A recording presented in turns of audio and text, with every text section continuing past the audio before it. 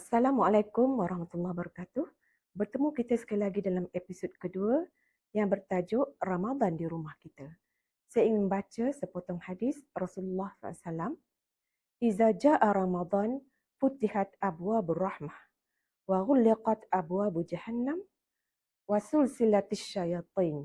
Yang bermaksud, apabila tiba bulan Ramadan, maka pintu-pintu rahmat dibuka, sedangkan pintu-pintu neraka ditutup dan syaitan-syaitan dibelenggu. Menerusi hadis ini, kita dapat memahami bahawa bulan Ramadan dipenuhi dengan rahmat.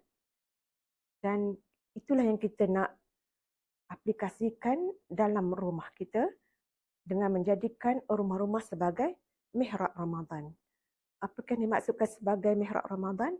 Iaitu rumah-rumah yang dipenuhi dengan suasana-suasana yang dapat memberi makna Ramadan yang sebenar dalam jiwa penghuni-penghuninya, termasuklah anak-anak.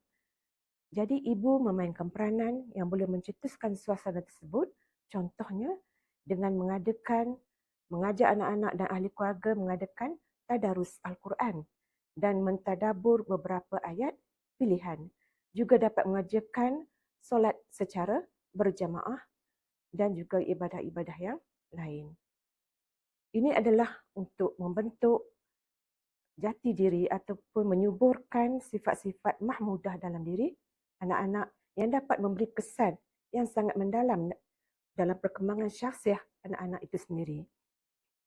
Seterusnya, ibu juga memainkan peranan yang penting sebagai orang yang menyediakan makanan dan minuman sepanjang bulan Ramadan, ya, semasa bersahur dan juga semasa berbuka puasa.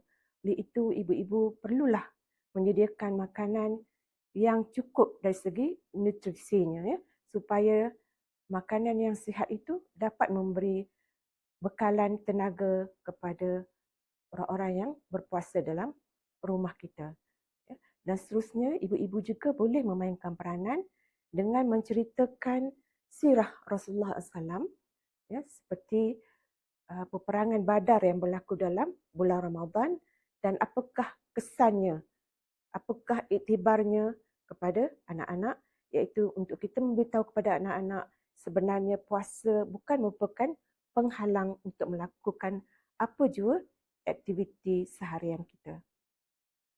Sebagai penutupnya, kita boleh katakan pembinaan jati diri anak-anak itu sebenarnya amatlah penting, ya, kerana mereka lah yang akan menjadi pada masa hadapan, mereka lah yang akan menjadi sebagai rakyat dan pemimpin yang memimpin negara ini, yang mana daripada awal dapat membentuk jati diri yang mempunyai syakhsiah yang baik. Negara yang kuat sebenarnya bermula daripada rumah yang hidup dengan zikrullah. Wallahu a'lam bissawab.